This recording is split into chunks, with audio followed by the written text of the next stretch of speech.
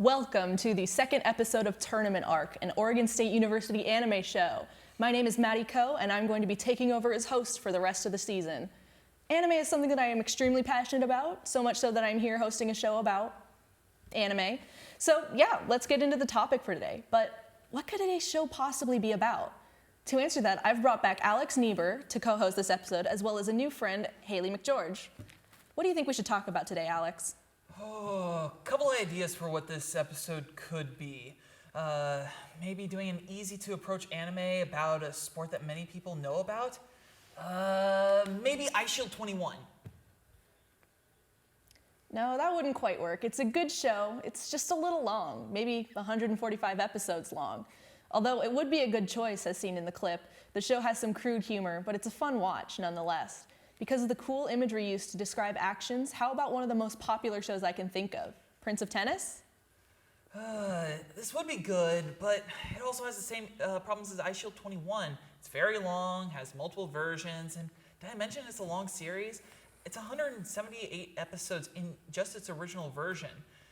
If you notice in the clip, the show does a really good job at making the sport exciting, combining the actual sport with spectacular metaphor. You can see that the animators have a clear passion for the sport. How about an anime that shows true fighting spirit? We really need to stop guessing anime that's so long. Hajime no Ippo has 75 episodes in the first season with several movies and other seasons. The clips show an underdog character fighting against those that are stronger and tougher than himself. He has to use technique, heart, and skill to fight out his enemies. Now that I think about it, there have been 3 elements of these shows: metaphor, imagery, humor, heart, teamwork, and passion. I know, it's gotta be Haikyuu. Oh, sorry. Yeah, that's what we're gonna talk about. I was worrying that we were gonna waste your time trying to figure out a show forever. Yes, Haikyuu is today's show, as seen in the clips. The show is a culmination of many elements of the sports genre. The show features a wide cast of characters, each with their own personalities, flaws, overall quirkiness. The main character is Hinata Shoyo, a short but energetic spiker who dreams of being an ace. He is rival/friends with his setter, Kageyama Tobio.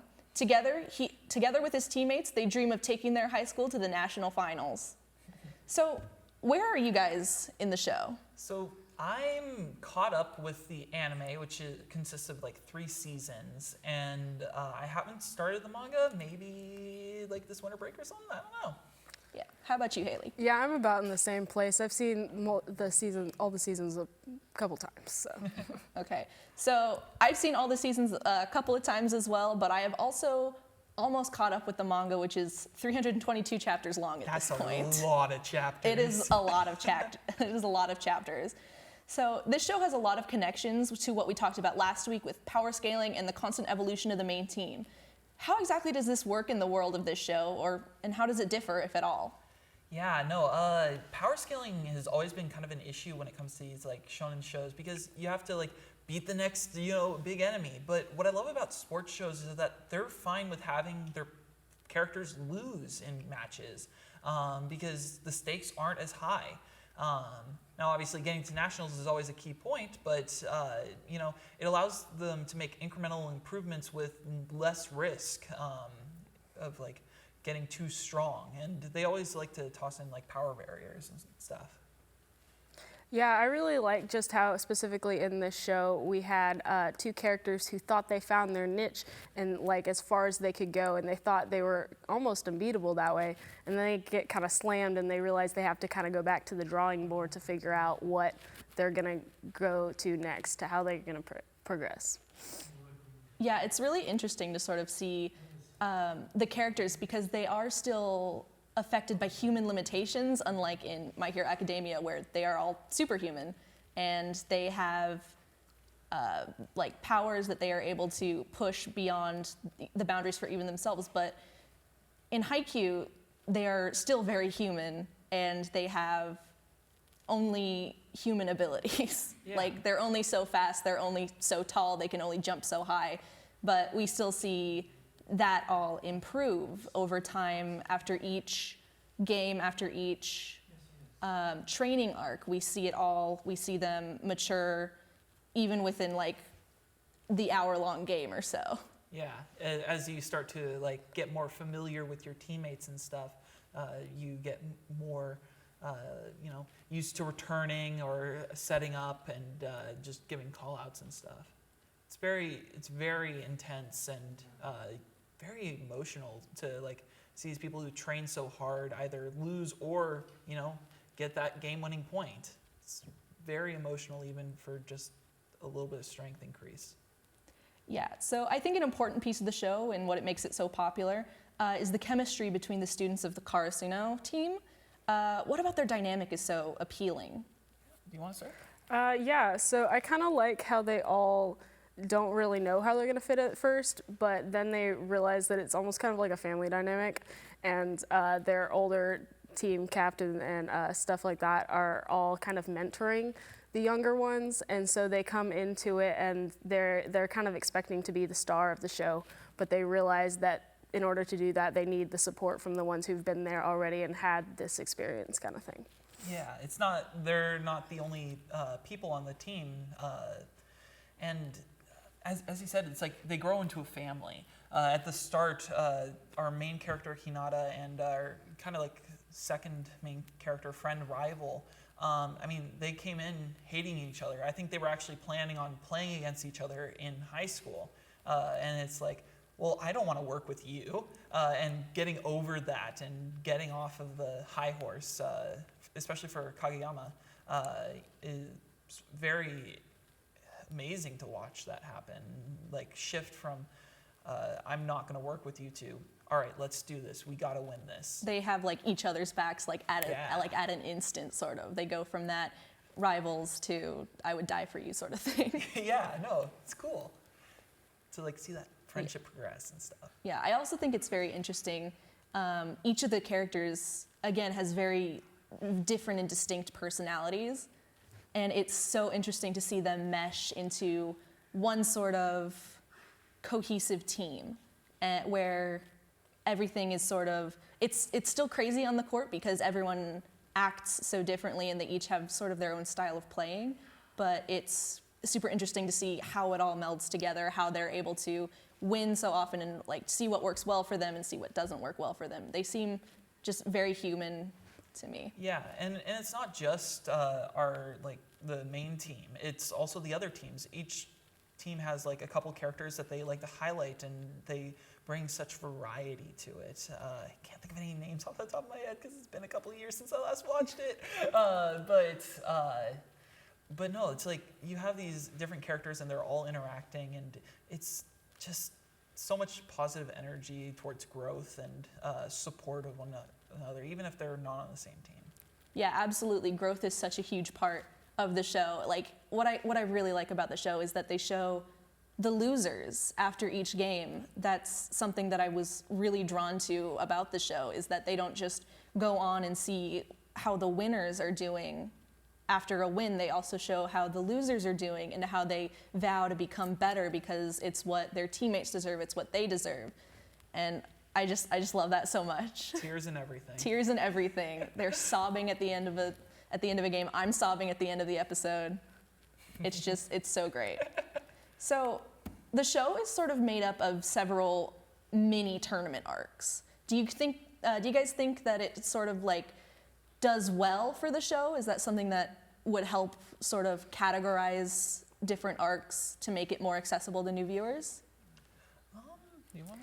Yeah, honestly, I think I like the smaller arcs better because it just gives you like a chunk of time where you can watch it and then you can say, okay, I feel like I've completed part of the story here. And so when it's like bigger, longer ones, you have to kind of keep going with it. And if you stop right in the middle of like a huge tournament arc, then it kind of like loses that suspense for you. But if you stop after it's done its little mini series where they've accomplished this smaller goal, then you can come back to it if you need to or anything like that. So I think it's pretty cool. Yeah, that's absolutely something I love about the show. So we will be right back after a quick break.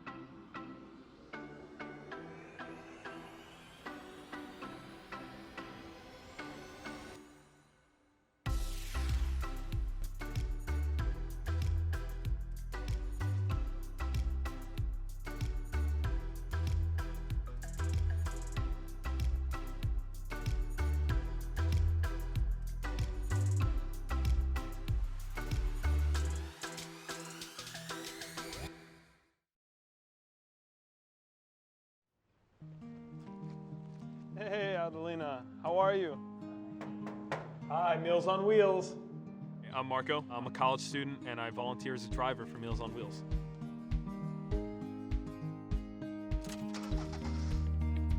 I'm very happy I did it.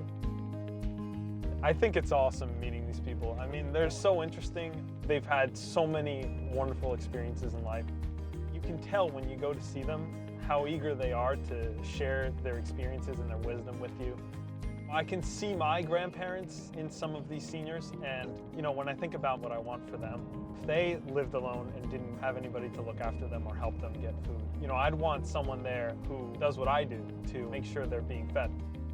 Your community helps to raise you up into the person that you become. Meals on Wheels is a great way to give back to that community.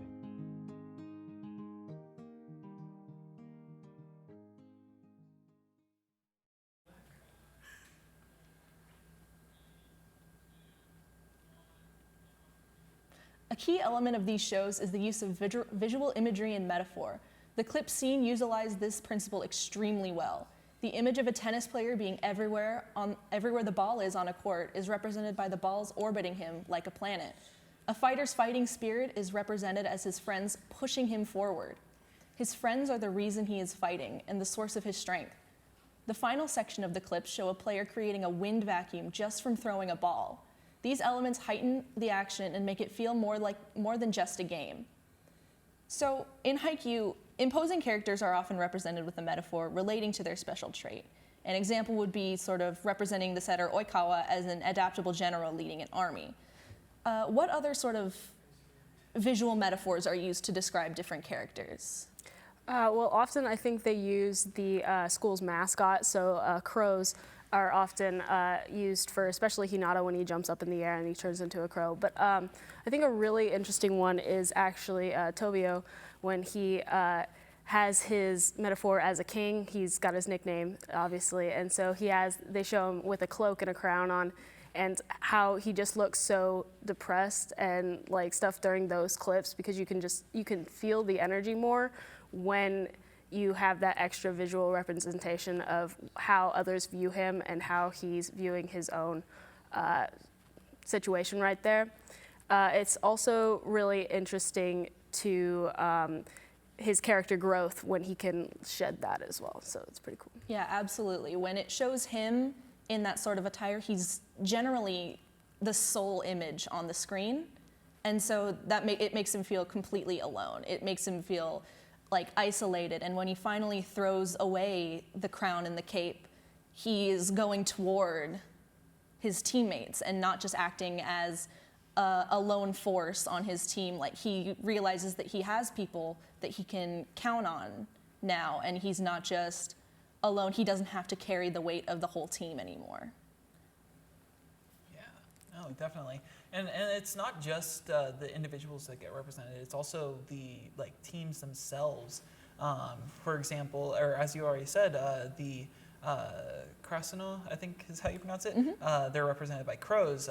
There's other academies, one's represented by cats, and one of my favorite visual representations is the fight between these two. They're at a trash yard, and it's like the crows are on top of the trash and the cats are slowly approaching their prey, and it's like you can tell just by that this other team is very talented and they're the prime predator for the team that we're rooting for. So it kind of reinforces that underdog mindset. They're trying their best, but even against a prime predator, will they stand a chance? Yeah.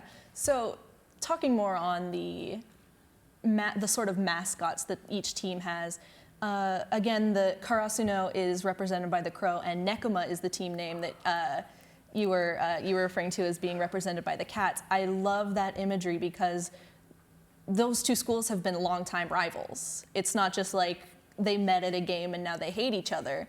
They have history together, and it's now both schools sort of fell out of being in the top, but now they're both fighting to get back up there, and they have to battle each other, and that's where I love the birds and the cats sort of imagery there. I think it's just an amazing way to describe the sort of tactile, very stealthy, for lack of a better word, way that Nekoma plays, and the sort of crafty and improvised. Yeah, very improvised, very scrappy version of how Karasuno plays, and I love that so much. So, thinking more on like metaphor and everything, how does that sort of help capture emotions in Haikyuu?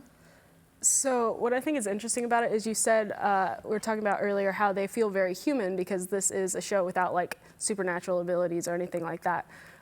To get it up to the same sometimes drama or action feel that I think a lot of shows with those supernatural abilities have, I think they use these metaphors. And so I think it really helps when you compare it to something else, it does add that extra layer of emotion. Yeah, I think one of my favorite scenes from like season 3 is there's the weight of the world on one of the characters. There's just so much pressure about the game, but it's not as heavy as his team is there to support him. And you see this like heavy weight, it's just forcing him down, like almost to like his face is just on the ground. But as his team starts to lift him up and give him support, it just brings him back up to his feet and he's ready to return the ball. And I found that to be like, it's just very interesting how they're able to do those visual metaphors and bring that emotion with it. Absolutely, and there's another part in season 3 that I'm thinking of that is sort of similar when one of the best players in all of Japan is playing against Karasuno, and he's literally pushing them to the ground. I think it's the same. Is it the same one? Yeah, okay. Yeah. And I love that so much. In the manga, you see how intense it is, and it really shows through that the mangaka used to write horror anime or horror manga. Interesting. And so, like, just the raw emotion, like, he's not touching them. He's nowhere near them. They're on opposite sides of the court. And yet, during this time, it's feeling as though he's pushing them down, like they can't jump, they can't do anything. He's just blocking them out every single time they try and score points against him. He's just like keeping them down. There's nothing they can do about it. Their faces are pressed against the floor. And then, yeah, again, they rise once their teammates are there to help them. Yeah. And it's beautiful. Yeah, there's a lot of emotion that comes through it. And it's definitely the underdog story that brings that out there. It's just watching a person grow and rooting for them really helps bring a lot more emotion to it. Oh yeah, absolutely. So we are going to take one more quick break. Stay tuned for the exciting conclusion to Tournament Arc.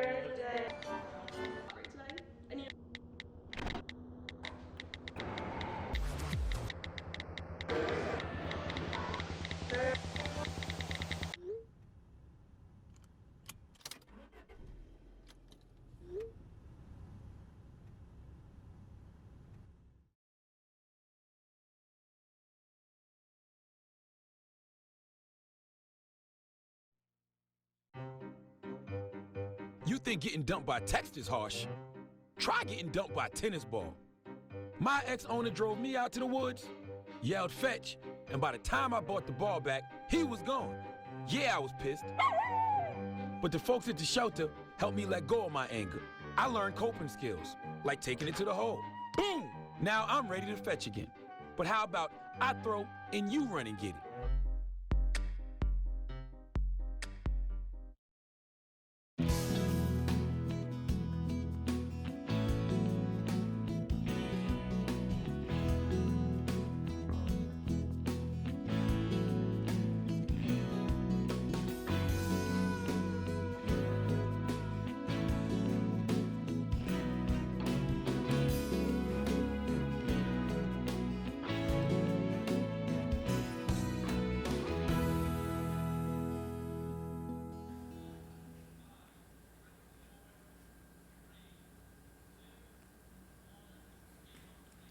This clip is from the show Major S2, a baseball anime. Pitching is at the core of baseball game, and the intricacies of the pitch are often hard to see. What anime can do is take this action and turn it up to an 11. Utilizing excellent direction and camera movements, the pitch can seem more powerful. Combine these with the wind effects and the pitch speed can be felt. Let's look at another one. So this is an example of a clip from Haikyuu in which a block is coming up against a spike. What makes this special is a combination of the block and the use of slow motion. The slow motion still image shows the expressions of all the players, which really brings a lot of emotion into the scene. Cutting to specific players also adds to the overall effect. So an alley-oop is when a player tosses the ball into the air while a second player grabs and dunks the ball before it touches the ground. It's become more common in basketball, but it's still an exciting play nonetheless. This clip is from the show Kuroko no Basket, and it does a great job of capturing the feel of the play. The direction of the scene is superb, moving and weaving the ball with the ball as it moved down the court, puts the viewer in the action. All of the effects, especially the sweat, makes the players real.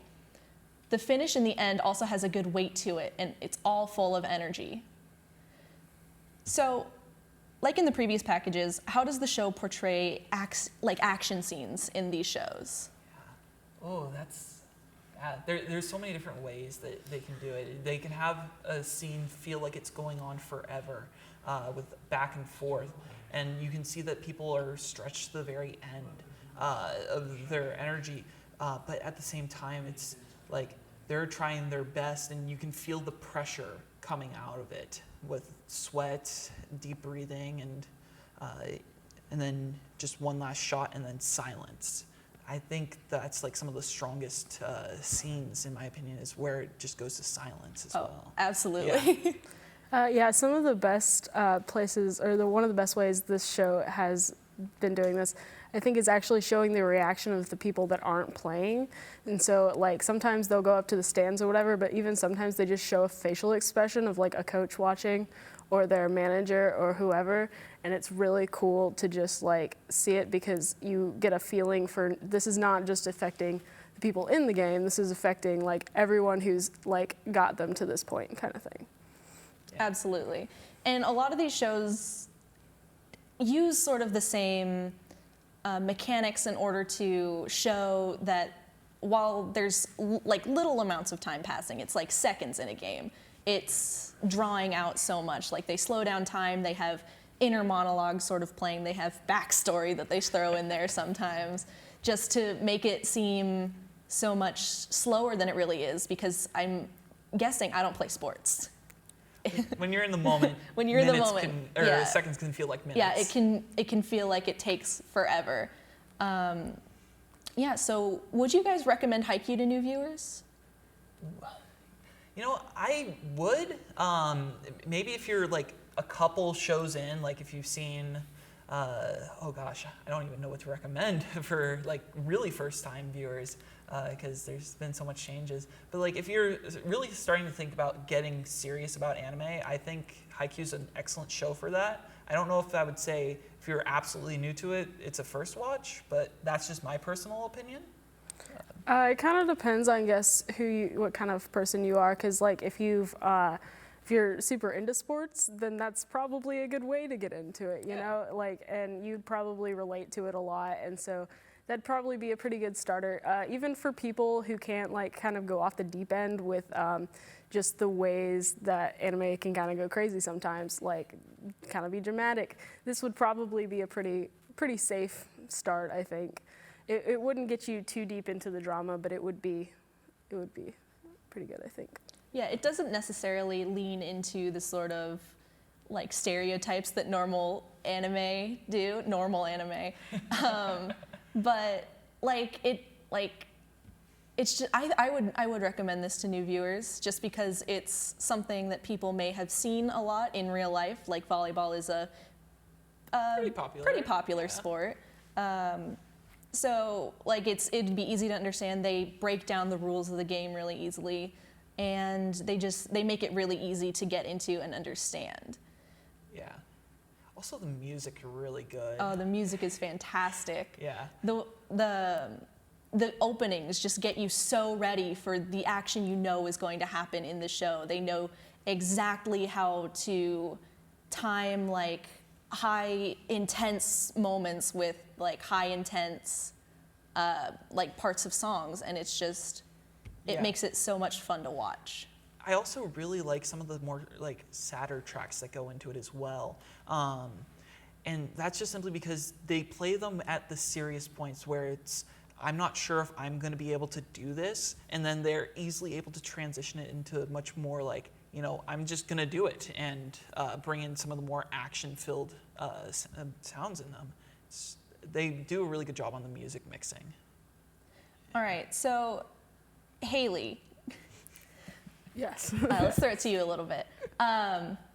So what do you think? I know it's not necessarily like a big thing to talk about music in anime, but what do you think the music in Haikyuu does in order to enhance a scene or a moment? Well, to be honest, music's not really my strong point, but like what I like about the openings is just how well they time like the dramatic ramping up. Sorry. Sickness. It's all good. Of like the like a training game. Like the first opening is not even in a tournament or anything. It's just like them practicing. And so the way the music can like ramp that up and also make it feel as intense as like a tournament would, it's pretty cool. I think it really gives you hype for the show. Yeah, it makes every game feel like it's the most important game they've ever played, rather than it's a practice game and it literally means nothing. Like they could lose and they still get to go to the tournaments and get to play in real games, but to them the music helps us realize that it is important to them. Every game is important. It helps them grow. It helps them learn from their past mistakes. Yeah. Absolutely. Yeah. So my next question is, what sort of shows would you guys recommend to people who are fans of Haikyuu? Ooh. So like other kind of sports shows? Yeah, like just real quick, like. Oh yeah. One of my personal favorites, and this is gonna sound really weird, is a show about swimming. It's called Free Iwatobi Swim Club. I think it's the first season. I love it. Right. It's all about swimming. Sorry to say, but oh, I'm sorry. that is all the time we have for today. I'm sorry I didn't get to let you talk about Free. I hope you have enjoyed your time here with us and that you might give these shows a shot. I want to give a quick thanks to Alex Neibur and Haley McGeorge for joining us today. Once again, my name is Maddie Ko, and we are on to the next round. After all, it's a tournament arc. Join us next time. Good night.